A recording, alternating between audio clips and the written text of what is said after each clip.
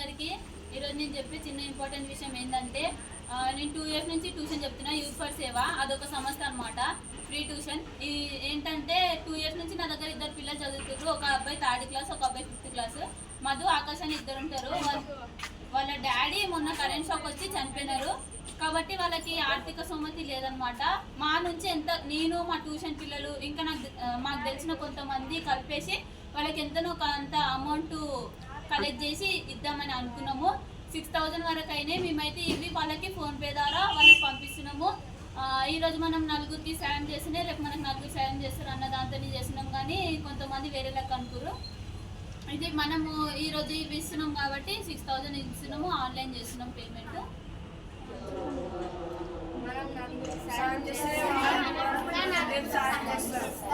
Thank you.